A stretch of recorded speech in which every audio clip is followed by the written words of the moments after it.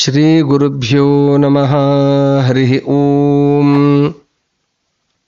ಕುಪಿತಾ ಹಿ ಫಣಚ್ಛಾಯಾ ಸಮೀಕೃತ್ಯ ಪರಂ ಸುಖಂ ಸೇವಂತೆ ಯತ್ಪದಂ ಧೀರಾಃ ತಂ ಭಜೆ ವಲ್ಲಭಂ ಶ್ರಿಯಃ. ಮಹಾವ್ಯಾಕರಣಾಂಬೋಧಿಮಂಥಮಾನಸಮಂದರಂ ಕವಯಂತಂ ರಾಮಕೀರ್ತ್ಯಾ ಹನುಮಂತಮುಪಾಸ್ಮಹೇ. ಯಸ್ಯ ವಾಕ್ ಕಾಮಧೇನುರ್ನಃ ಕಾಮಿತಾರ್ಥಾನ್ ಪ್ರಯಚ್ಛತಿ ಸೇವೇತಂ ಜಯಯೋಗೀಂದ್ರಂ ಕಾಮಬಾಣಚ್ಛಿದಂ ಸದಾ.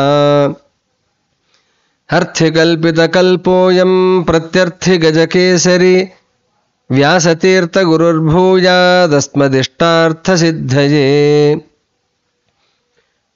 ತಪೋವಿದ್ಯಾವಿರಕ್ತ್ಯಾದಿಸದ್ಗುಣೌಘಾಕರಾನಹಂ ವಾದಿರಾಜಗುರೂನ್ ವಂದೇ ಹಯಗ್ರೀವದಯಾಶ್ರಯಾನ್. ಪ್ರಣಮತ್ಕಾಮಧೇನುಂಚ ಭಜತ್ಸುರತರೂಪಮಂ ಶ್ರೀಭಾವಬೋಧಕೃತ್ಪಾದ ಚಿಂತಾಮಣಿಮುಪಾಸ್ಮಹೇ. ಪೂಜ್ಯಾಯ ರಾಘವೇಂದ್ರಾಯ ಸತ್ಯಧರ್ಮರತಾಯ ಚ ಭಜತಾಂ ಕಲ್ಪವೃಕ್ಷಾಯ ನಮತಾಂ ಕಾಮಧೇನವೇ. ಸತ್ಯಾಭಿಜ್ಞಕರಾಬ್ಜೋತ್ಥಾನ್ ಪಂಚಾಶದ್ವರ್ಷಪೂಜಕಾನ್ ಸತ್ಯಪ್ರಮೋದತೀರ್ಥಾರ್ಯಾನ್ ನೌಮಿನ್ಯಾಯ ಸುಧಾರತಾನ್. ಪೃಥ್ವೀಮಂಡಲಮಧ್ಯಸ್ಥಾಃ ಪೂರ್ಣಬೋಧಮತಾನುಗಾಃ ವೈಷ್ಣವಾಃ ವಿಷ್ಣುಹೃದಯಾಃ ತಾನ್ ನಮಸ್ಯೆ ಗುರೂನ್ ಮಮ. ಶ್ರೀ ಗುರುಭ್ಯೋ ನಮಃ. ಹರಿ ಓಂ. ವ್ಯಾಸರಾಜ ಗುರು ಸಾರ್ವಭೌಮರು ಶ್ರೀಪಾದರಾಜರ ಆಜ್ಞೆಯ ಮೇರೆಗೆ ಕಲಿಯುಗದ ಹೆದ್ದೈವನಾದಂತಹ ಶ್ರೀನಿವಾಸನನ್ನ, ವೆಂಕಟೇಶ ದೇವರನ್ನ ಒಂದು ದಿನ ಅಲ್ಲ, ಒಂದು ವರ್ಷ ಅಲ್ಲ, 10 ವರ್ಷ ಅಲ್ಲ, 12 ವರ್ಷಗಳ ಕಾಲ ನಿರಂತರವಾಗಿ ಆ ಶ್ರೀನಿವಾಸನ ಆರಾಧನೆಯನ್ನು ಮಾಡಿದಂತಹ ಮಹಾನುಭಾವರು ಯಾವ ವ್ಯಾಸರಾಜ ಗುರು ಸಾರ್ವಭೌಮರು.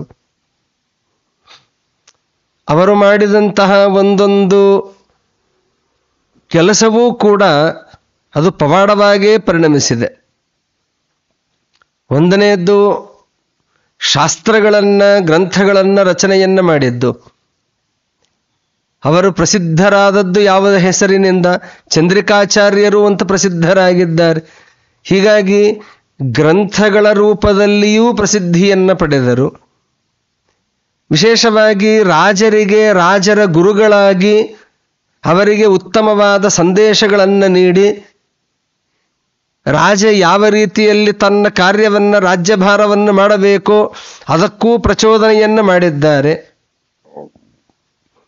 ಅನೇಕ ಕ್ಷೇತ್ರಗಳಿಗೆ ಸಂದರ್ಶನವನ್ನು ನೀಡಿ ಅಲ್ಲೆಲ್ಲಿರುವಂತಹ ಭಗವದ್ರೂಪಗಳು, ವಾಯುದೇವರ ರೂಪಗಳು, ಇನ್ನೂ ಅನೇಕ ರೂಪಗಳ ಆರಾಧನೆಯನ್ನು, ಪೂಜೆಯನ್ನು ಮಾಡಿ ಒಂದು ಭಗವಂತನ ಒಂದು ಅನುಸಂಧಾನವನ್ನು ಮಾಡಿದ್ದಾರೆ.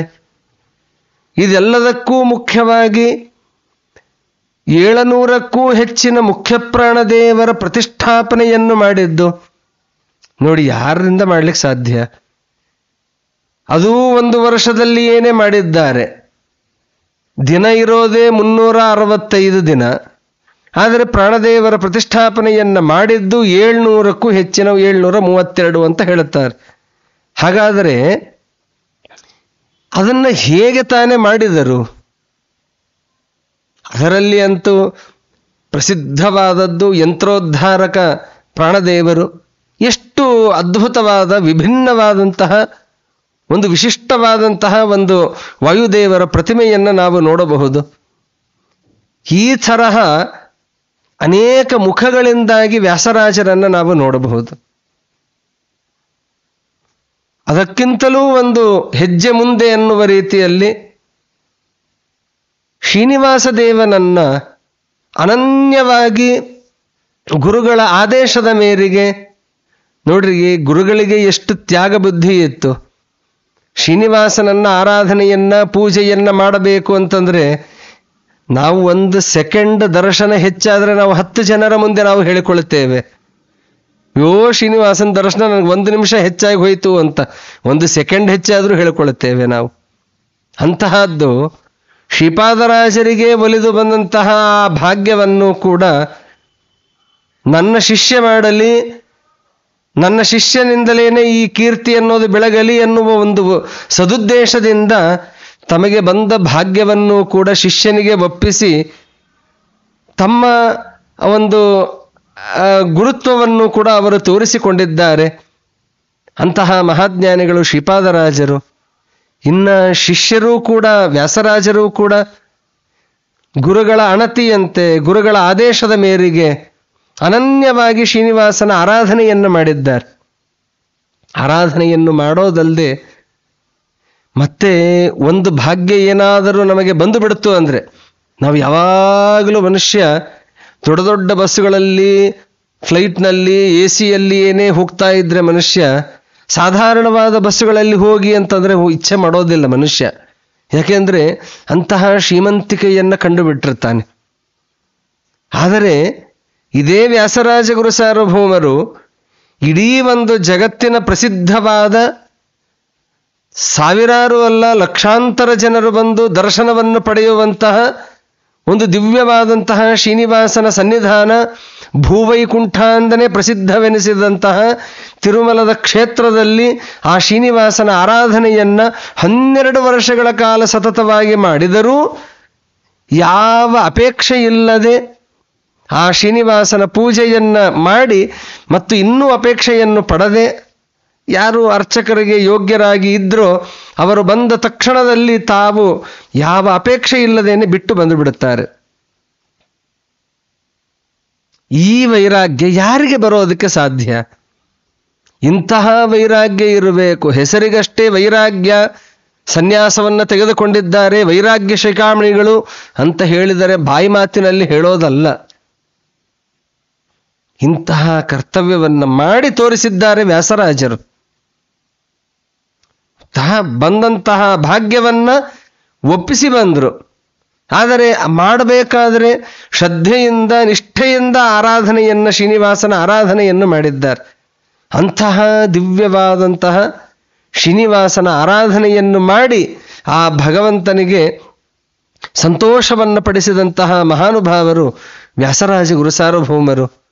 ಅಂತಹ ವ್ಯಾಸರಾಜರು ಅದೇ ಶ್ರೀನಿವಾಸನನ್ನ ಎಲ್ಲ ಅವಯವಗಳನ್ನು ವರ್ಣನೆಯನ್ನು ಮಾಡುವಂತಹ ಒಂದು ಶ್ರೀನಿವಾಸನ ಸ್ತೋತ್ರ ಅಂತ ಹೇಳಿ ರಚನೆಯನ್ನು ಮಾಡಿ ಕೊಟ್ಟಿದ್ದಾರೆ.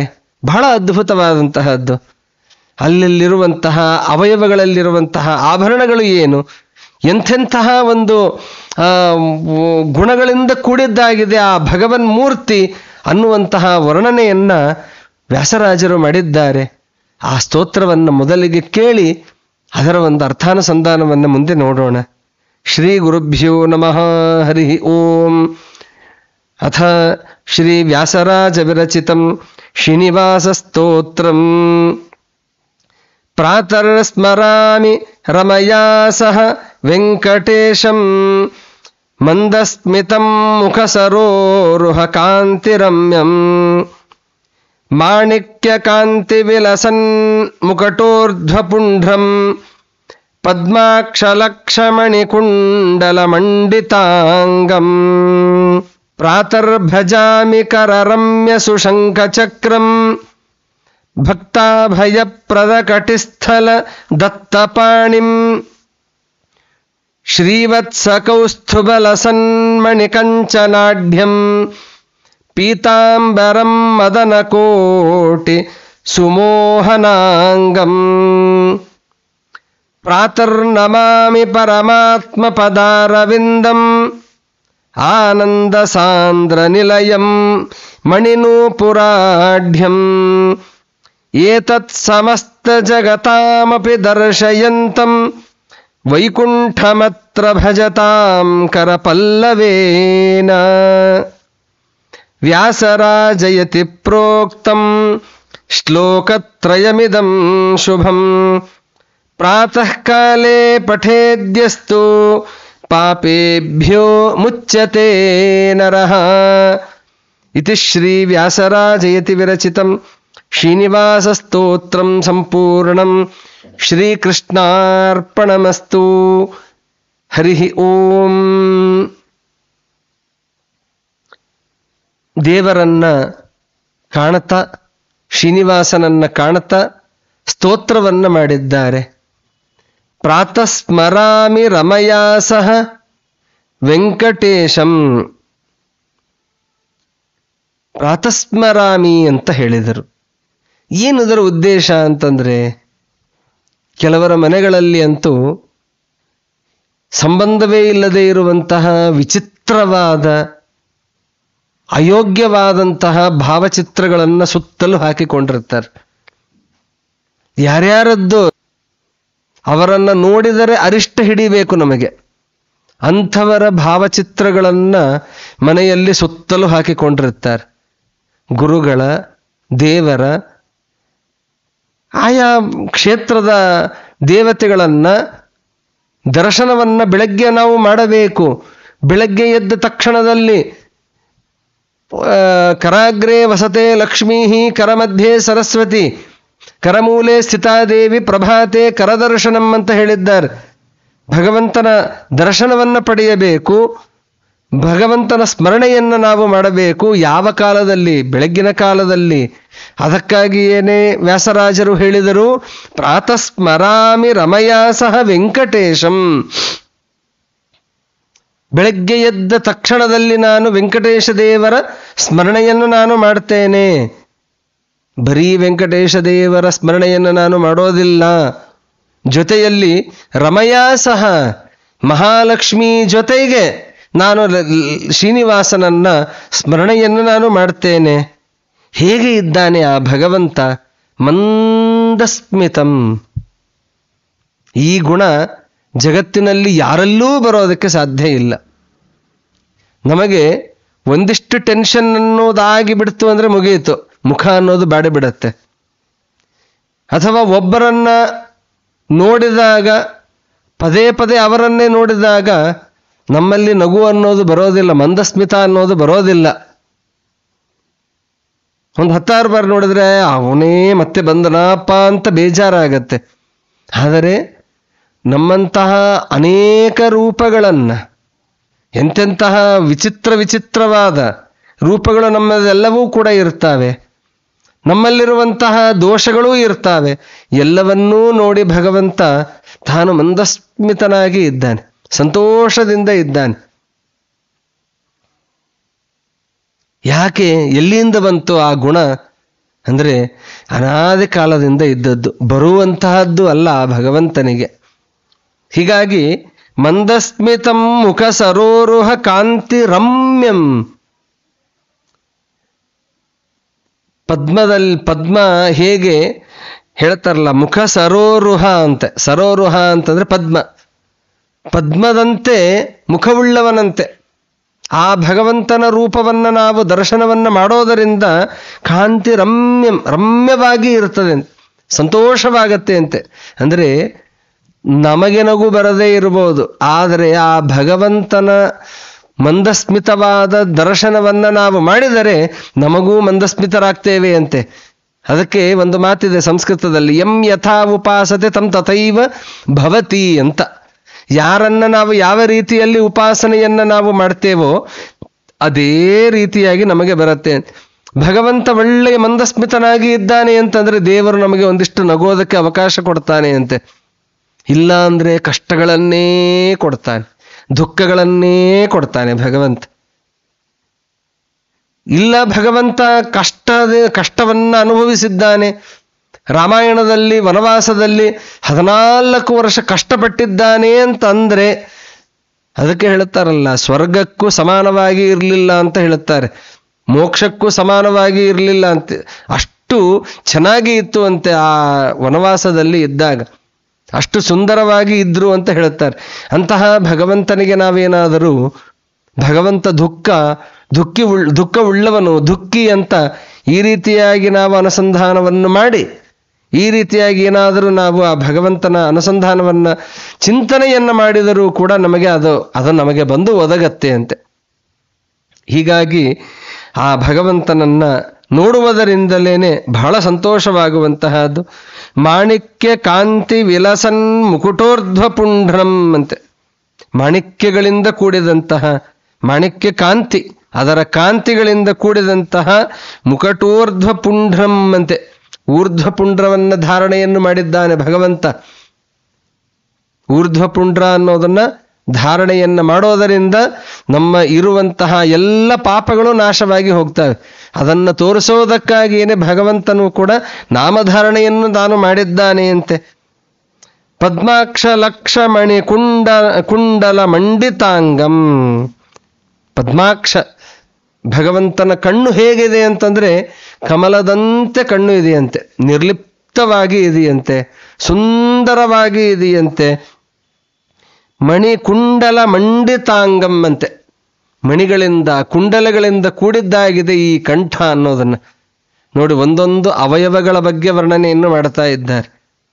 ತಲೆಯಿಂದ ಆರಂಭವನ್ನು ಮಾಡಿಕೊಂಡು ಪಾದದವರೆಗೂ ಕೂಡ ಯಾವ ರೀತಿಯಾದ ಚಿಂತನೆಯನ್ನು ನಾವು ಮಾಡಬೇಕು, ಅನುಸಂಧಾನವನ್ನು ಮಾಡಬೇಕು ಅನ್ನೋದನ್ನ ಇಲ್ಲಿ ಸುಂದರವಾಗಿ ಹೇಳ್ತಾ ಇದ್ದಾರೆ. ಎರಡನೇ ನುಡಿಯಲ್ಲಿ ಹೇಳುತ್ತಾ ಕೈಗಳ ಬಗ್ಗೆ ವರ್ಣನೆಯನ್ನು ಮಾಡ್ತಾರೆ. ಪ್ರಾತರ್ ಭಜಾಮಿ ಕರ ರಮ್ಯ ಸುಶಂಕ ಚಕ್ರಂ ಭಕ್ತಾಭಯಪ್ರದ ಕಟಿಸ್ಥಲ ದತ್ತಪಾಣಿಂ ಶ್ರೀವತ್ಸ ಕೌಸ್ತುಭಲ ಸನ್ಮಣಿ ಕಂಚನಾಢ್ಯಂ ಪೀತಾಂಬರಂ ಮದನ ಕೋಟಿ ಸುಮೋಹನಾಂಗಂ ಅಂತ. ಏನೆಷ್ಟು ಅದ್ಭುತವಾದದ್ದು! ಕೈಗಳಲ್ಲಿ ಭಗವಂತ ಚತುರ್ಭುಜನಾಗಿ ಇದ್ದಾನೆ. ಚತುರ್ಭುಜಗಳಲ್ಲಿ ಶಂಖ ಚಕ್ರವನ್ನ ಧಾರಣೆಯನ್ನು ಮಾಡಿದ್ದಾನೆ. ಅಭಯಪ್ರದ ಅಂತೆ, ಅಭಯವನ್ನ ನೀಡುವಂತಹ ಹಸ್ತ ಅಂತ ಹೇಳುತ್ತಾರೆ. ಇದು ಅಭಯದ ಸಂಕೇತ ಅಂತ ಹೇಳುತ್ತಾರೆ. ಅಭಯದ ಸಂಕೇತ ಅಂದ್ರೆ ಯಾರಾದರೂ ಭಯಪಡ್ತಾ ಇದ್ರೆ ಭಯಪಡಬೇಡ ಭಯಪಡಬೇಡ ಅಂತ ಹೀಗೆ ತೋರಿಸಬೇಕಂತೆ. ಭಯಪಡಬೇಡ ಅಂತ ಹೇಳಿ ಕೈಗಳನ್ನು ಹಿಂದೆ ಕಟ್ಟಿ ನಿಲ್ಲುವುದಲ್ಲ, ಅಭಯಪ್ರದಂ ಅಂತ, ಅಭಯದ ಹಸ್ತ ಅಂತ ಹೇಳುತ್ತಾರೆ ಇದನ್ನು. ಹೀಗಾಗಿ ಭಗವಂತ ಭಕ್ತಾಭಯಪ್ರದ ಕಟಿಸ್ಥಲ ದತ್ತಪಾಣಿಂ ಹೀಗೆ ಹಿಡಿದುಕೊಂಡಿದ್ದಾನಂತೆ. ಶ್ರೀನಿವಾಸನ ದರ್ಶನವನ್ನು ಪಡೆದಿರ್ತೀರಿ, ನಿಮಗೆ ಗೊತ್ತು. ಈ ರೀತಿಯಾದಂತಹ ದರ್ಶನ ಹೀಗೆ ಕಟಿಸ್ಥಲ, ಕಟಿಪ್ರದೇಶದಲ್ಲಿ ಅಭಯ ಹಸ್ತವನ್ನ ತಾನು ಧಾರಣೆಯನ್ನು ಮಾಡಿದ್ದಾನೆ ಅಂತೆ. ದತ್ತಪಾಣಿಂ ಅಂತೆ. ಶ್ರೀವತ್ಸ ಕೌಸ್ತುಭಲ ಸನ್ಮಣಿ ಕಂಚನಾಢ್ಯಂ. ಏನು ಆಭರಣಗಳನ್ನ ಧಾರಣೆಯನ್ನು ಮಾಡಿದ್ದಾನೆ ಶ್ರೀನಿವಾಸ. ಶ್ರೀವತ್ಸ ಎನ್ನುವಂತಹ ಮಣಿ, ಕೌಸ್ತುಭ ಮಣಿ, ಮಣಿಕಂಚನಾಢ್ಯಂ, ಆ ಮಣಿಗಳೆಲ್ಲವೂ ಕೂಡ ಬಂಗಾರದಿಂದ ಕೂಡಿದೆಯಂತೆ. ಸ್ವಯಂ ಭಗವಂತನೇ ಬಂಗಾರದ ಸ್ವರೂಪ. ಯಾಕೆಂದ್ರೆ ಭಗವಂತನ ಬಗ್ಗೆ ವರ್ಣನೆಯನ್ನು ಮಾಡ್ತಾ ಹಿರಣ್ಯ ರೂಪ ಹಿರಣ್ಯ ಸಂದ್ರ ಗಪಾಂ ನೃಪಾತ್ಸೇತು ಹಿರಣ್ಯವರ್ಣ ಅಂತ ಹೇಳುತ್ತಾರೆ. ಅಂದ್ರೆ ಭಗವಂತ ಹಿರಣ್ಯವರ್ಣನಾಗಿ ಇದ್ದಾನೆ. ಭಗವಂತನೇ ಬಂಗಾರದ ಪ್ರತಿರೂಪ.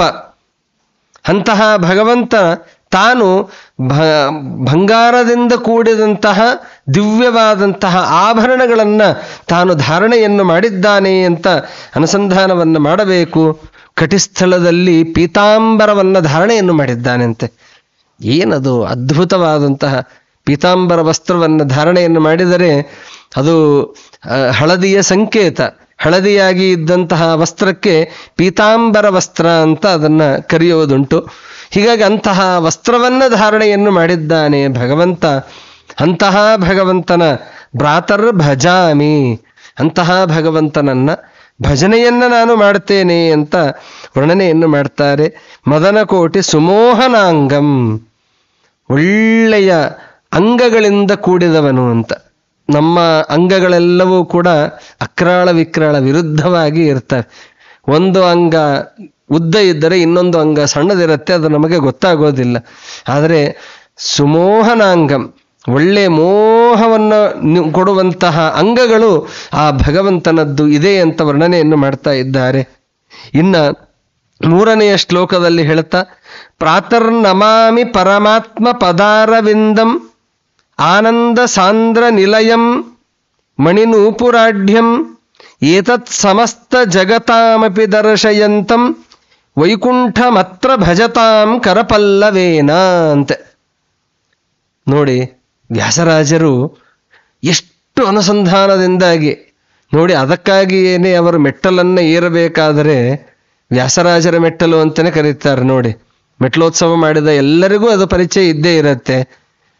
ಒಂದು ಕಿಲೋಮೀಟರ್ ನಡೆದು ಬಂದ ಮೇಲೆ, ರೋಡಿನಲ್ಲಿ ನಡೆದು ಬಂದ ಮೇಲೆ ಬರುವಂತಹ ಮೆಟ್ಟಲುಗಳನ್ನೇ ವ್ಯಾಸರಾಜ ಮೆಟ್ಟಲುಗಳು ಅಂತಲೇ ಕರೀತಾರೆ ಅಲ್ಲ ಅದನ್ನು. ಆ ಮೆಟ್ಟಲನ್ನು ಏರಬೇಕಾದ್ರೆ ಇಡೀ ಪರ್ವತವೇ ಸಾಲಿಗ್ರಾಮದಂತೆ ಕಾಣಿಸ್ತು ಅಂದರೆ ಎಂತಹ ಅನುಸಂಧಾನ ಅವರಲ್ಲಿ ಇರಬೇಕು.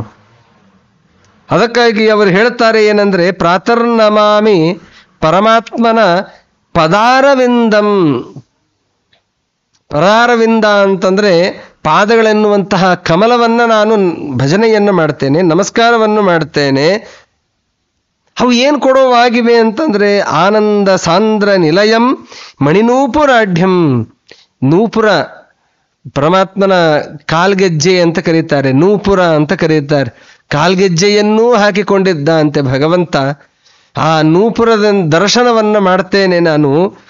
ಅದಕ್ಕೆ ಸ್ವಿತ್ಯಾನಂದ ಸಮುದ್ದಿಷ್ಟ ವರಿತಿ ಜ್ಞಾನ ಮುಚ್ಚತೆ ಅಂತ. ಭಗವಂತನ ಒಂದೊಂದು ಪಾದವೂ ಕೂಡ ಒಂದೊಂದು ಚಿಂತನೆಯನ್ನು ಕೊಡ್ತದೆ ಅಂತೆ. ಬಲಗಾಲು ಆನಂದವನ್ನು ಕೊಡುವಂತಹದ್ದು, ಎಡಗಾಲು ಜ್ಞಾನವನ್ನು ಕೊಡುವಂತಹದ್ದು ಅಂತೆ. ಅಂತಹ ದಿವ್ಯವಾದ ಮನೋಹರವಾದಂತಹ ಒಂದು ಪಾದವನ್ನು ನಾನು ಚಿಂತನೆಯನ್ನು ನಾನು ಮಾಡ್ತೇನೆ. ಮಣಿಗಳಿಂದ ಕೂಡಿದಂತಹ, ನೂಪುರದಿಂದ ಕೂಡಿದಂತಹ ಒಂದು ಪಾದವನ್ನು ನಾನು ಚಿಂತನೆಯನ್ನು ಮಾಡ್ತೇನೆ ಅಂತ ಹೇಳ್ತಾ ಭಗವಂತನ ಶಿರಸ್ಸಿನಿಂದ ಆರಂಭವನ್ನು ಮಾಡಿಕೊಂಡು ಪಾದದ ಪರ್ಯಂತರವಾಗಿ ವರ್ಣನೆಯನ್ನು ಮಾಡಿ, ಇಂತಹ ಏತತ್ ಸಮಸ್ತ ಜಗತಾಮಪಿ ದರ್ಶಯಂತಂ, ಈ ಎಲ್ಲ ರೂಪವನ್ನು ಕೂಡ ಇಡೀ ಜಗತ್ತಿಗೆ ದರ್ಶನವನ್ನು ಮಾಡ್ತಾ ಒಂದು ಸೂಚನೆಯನ್ನು ಕೊಡ್ತಾನೆ ಅಂತೆ. ನೀವು ವೈಕುಂಠಕ್ಕೆ ಹೋಗಬೇಕು ಅಂತ ಅನ್ಕೋಬೇಡಿ. ಏತದಪಿ ವೈಕುಂಠಂ ಅತ್ರ, ಇದೇ ವೈಕುಂಠ ಅಂತ ತಿಳಿಬೇಕಂತೆ. ಯಾಕೆ ಹೇಳಿದ್ದಾರೆ ಅಂದರೆ, ಈ ಏನು ಅವಯವಗಳ ಚಿಂತನೆಯನ್ನು ಮಾಡ್ತಾ ಅಲ್ಲಿ ಶ್ರೀವತ್ಸ, ಕೌಸ್ತುಭಮಣಿ, ನೂಪುರ ಇವುಗಳ ಬಗ್ಗೆ ವರ್ಣನೆಯನ್ನು ಮಾಡಿದ್ದಾರಲ್ಲ, ಈ ಎಲ್ಲ ಭಗವದ್ರೂಪ ಎಲ್ಲಿ ಇರೋದು ಅಂದರೆ ವೈಕುಂಠದಲ್ಲಿ ಇರೋದಂತೆ. ನಾರಾಯಣ ಆ ಎಲ್ಲ ಧಾರಣೆಯನ್ನು ಮಾಡಿದ್ದು ವೈಕುಂಠದಲ್ಲಿ ಏನಿದೆಯೋ ಅದೆಲ್ಲವೂ ಕೂಡ ಇಲ್ಲಿ ಇದೆಯಲ್ಲ. ಹಾಗಾದರೆ ಇದೇ ವೈಕುಂಠ ಅಂತ ಅನುಸಂಧಾನ ಮಾಡಿ ಅಂತ ನಮಗೆ ವ್ಯಾಸರಾಜರು ನಮಗೆ ತೋರಿಸಿಕೊಡ್ತಾ ಇದ್ದಾರೆ. ವೈಕುಂಠ ಮಾತ್ರ ಭಜತಾಂ ಕರಪಲ್ಲವೇನ. ನಾವು ಕೈಗಳಿಂದಾಗಿ ನಾವು ಪ್ರಾರ್ಥನೆಯನ್ನು ಮಾಡಿದರೆ ಇದೇ ನಮಗೆ ವೈಕುಂಠ ಅಂತೆ. ಹೀಗಾಗಿ ನಾವು ತಿರುಪತಿಗೆ ದೇವರ ದರ್ಶನಕ್ಕೆ ಹೋದಾಗ ನಮ್ಮ ಅನುಸಂಧಾನ ಏನಿರಬೇಕು, ನಾವು ವೈಕುಂಠದಲ್ಲಿ ಇದ್ದೇವೆ ಅನ್ನುವ ಅನುಸಂಧಾನ ನಮಗೆ ಇರಬೇಕು. ಏನೋ ದೇವರ ದರ್ಶನ ಮಾಡ್ತೇವೆ, ಭಗವನ್ ಮೂರ್ತಿ ಒಂದು ಮೂರ್ತಿ ದರ್ಶನ ಮಾಡ್ಕೊಂಡ್ಬರ್ತೇವೆ, ಆ ಅನುಸಂಧಾನ ಬೇಡ. ನಾವು ಒಂದೊಂದು ಕ್ಷಣ ಇದ್ದರೂ ಕೂಡ ನಾವು ವೈಕುಂಠದಲ್ಲಿಯೇ ನಾವು ವಾಸ ಮಾಡ್ತಾ ಇದ್ದೇವೆ ಅನ್ನುವ ಅನುಸಂಧಾನ ಬರಲಿ ಅನ್ನೋದಕ್ಕಾಗಿಯೇ ವ್ಯಾಸರಾಜರು ಈ ಒಂದು ಅನುಸಂಧಾನವನ್ನು ನಮಗೆ ತೋರಿಸಿಕೊಟ್ಟಿದ್ದಾರೆ. ಇಂತಹ ವ್ಯಾಸರಾಜ ಯತಿ ಪ್ರೋಕ್ತಂ ಶ್ಲೋಕತ್ರಯಮಿದಂ ಶುಭಂ ಪ್ರಾತಃ ಕಾಲೇ ಪಠೇದ್ಯಸ್ತು ಪಾಪೇಭ್ಯೋ ಮುಚ್ಚತೆ ನರಹ. ಯಾರು ಈ ವ್ಯಾಸರಾಜರಿಂದ ರಚಿತವಾದಂತಹ ಒಂದು ಶ್ರೀನಿವಾಸನ ಸ್ತೋತ್ರವನ್ನು, ಅವಯವಗಳ ಸ್ತೋತ್ರವನ್ನು ಯಾರು ಚಿಂತನೆಯನ್ನು ಮಾಡ್ತಾರೋ, ಅಂಗಗಳ ಚಿಂತನೆಯನ್ನು ಯಾರು ಮಾಡ್ತಾರೋ, ಯಾವಾಗ ಅಂತಂದರೆ ಪ್ರಾತಃ ಕಾಲದಲ್ಲಿ ಎದ್ದ ತಕ್ಷಣದಲ್ಲಿ ಯಾರು ಆ ಭಗವಂತನ ರೂಪಗಳ ಚಿಂತನೆಯನ್ನು ಮಾಡ್ತಾರೋ ಅಂಥವರಿಗೆ ಪಾಪೇಭ್ಯೋ ಮುಚ್ಚತೆ ನರಹ. ನಮಗೆ ಮೋಕ್ಷಕ್ಕೆ ಪ್ರತಿಬಂಧಕವಾದದ್ದು ಯಾವುದು ಅಂದರೆ ಪಾಪಗಳು. ಹಾಗಾದರೆ ಆ ಪಾಪಗಳ ಎಲ್ಲವೂ ಕೂಡ ನಷ್ಟವಾಗಿ ಹೋಗಿ ಮೋಕ್ಷದ ದಾರಿ ನಮಗೆ ತೋರಿಸ್ತದೆ ಆ ಭಗವಂತನ ರೂಪ. ಹೀಗಾಗಿ ಆ ಭಗವಂತನ ರೂಪದ ಚಿಂತನೆಯನ್ನು ನೀವು ಎಲ್ಲರೂ ಕೂಡ ಇನ್ನು ಮೇಲೆ ನಾವು ದರ್ಶನಕ್ಕೆ ಹೋದಾಗ, ಅನೇಕ ಬಾರಿ ನಾವು ಒಂದು ಬಾರಿ ದರ್ಶನ ಆಯಿತು, ಇನ್ನು ಮೇಲೆ ನಾವು ದರ್ಶನವನ್ನು ಮಾಡಿಕೊಳ್ಳೋದಿಲ್ಲ ಅಂತಿಲ್ಲಲ್ಲ, ಎಷ್ಟು ಬಾರಿ ನಾವು ದರ್ಶನವನ್ನು ಮಾಡಿಕೊಳ್ಳುತ್ತೇವೆ. ಹಾಗಾದರೆ ಒಮ್ಮೆ ಈ ವ್ಯಾಸರಾಜರು ಮಾಡಿದ ಸ್ತೋತ್ರವನ್ನು ಹೇಳ್ತಾ ಆ ದೇವರ ದರ್ಶನವನ್ನು ನಾವು ಮಾಡಿದರೆ ನಾವು ವೈಕುಂಠದಲ್ಲೇ ಇದ್ದ ಒಂದು ಭಾವ ನಮಗೆ ಬರಬೇಕು. ಆ ಪುಣ್ಯ ನಮಗೆ ದೇವರು ಅನುಗ್ರಹವನ್ನು ಮಾಡ್ತಾನೆ ನಮಗೆ ಅಂತ ಹೇಳ್ತಾ, ಇಂತಹ ಸ್ತೋತ್ರವನ್ನು ರಚನೆಯನ್ನು ಮಾಡಿಕೊಟ್ಟಂತಹ ವ್ಯಾಸರಾಜರಿಗೆ ಏನು ನಾವು ಕೊಡೋದಕ್ಕೆ ಸಾಧ್ಯ? ಭೂಯಿಷ್ಠಾಂತೆ ನಮ ಉಕ್ತಿಂ ವಿಧೇಮ ಅಂತ ಹೇಳಿದ ಹಾಗೆ ಒಮ್ಮೆ ವ್ಯಾಸರಾಜರಿಗೆ ನಾವು ಕೈಯೆತ್ತಿ ಎತ್ತಿ ನಮಸ್ಕಾರವನ್ನು ಮಾಡಿದರೆ ಅವರು ನಮಗೆ ಅನುಗ್ರಹವನ್ನು ಮಾಡುತ್ತಾರೆ. ಇಂತಹ ವ್ಯಾಸರಾಜರ ಸ್ತೋತ್ರ, ವ್ಯಾಸರಾಜರ ರಚನೆಯನ್ನು ಮಾಡಿದಂತಹ ಸ್ತೋತ್ರ ನಾವು ನೀವು ಎಲ್ಲರೂ ಕೂಡ ನಿತ್ಯದಲ್ಲಿ ಪಠನೆಯನ್ನು ಮಾಡೋಣ, ಪುಣ್ಯಭಾಗಿಗಳಾಗೋಣ, ಪಾಪ ಮುಕ್ತರಾಗೋಣ ಅಂತ ಹೇಳ್ತಾ ಈ ಒಂದು ಶ್ರೀನಿವಾಸನ ಸ್ತೋತ್ರವನ್ನು ಎಲ್ಲರಿಗೂ ಮುಟ್ಟುವಂತೆ, ವ್ಯಾಸರಾಜರ ರಚನೆಯನ್ನು ಮಾಡಿದಂತಹ ಈ ಸ್ತೋತ್ರ ಎಲ್ಲರಿಗೂ ಮುಟ್ಟುವಂತೆ ಮಾಧ್ಯಮದ ಮೂಲಕ, ಯೂಟ್ಯೂಬ್ ಮೂಲಕವಾಗಿ, ಇನ್ನೂ ಅನೇಕ ಮೂಲಕವಾಗಿ ಪ್ರಚಾರವನ್ನು ಮಾಡ್ತಾ ಇರುವಂತಹ ನಮ್ಮ ಜ್ಞಾನವಾಹಿನಿಯ ಪರಿವಾರದವರಿಗೂ ಎಲ್ಲರಿಗೂ ಕೂಡ ದೀರ್ಘವಾದ ಆಯು, ಆರೋಗ್ಯ, ಐಶ್ವರ್ಯ, ಮನೋಭೀಷ್ಟಗಳು ಎಲ್ಲವೂ ಕೂಡ ಈಡೇರಲಿ ಅಂತ ಹೇಳಿ ಪ್ರಾರ್ಥನೆಯನ್ನು ಮಾಡ್ತಾ ಈ ನನ್ನ ವಾಕುಸುಮಗಳನ್ನು ಹರಯೇ ನಮಃ. ಶ್ರೀಕೃಷ್ಣಾರ್ಪಣಮಸ್ತು.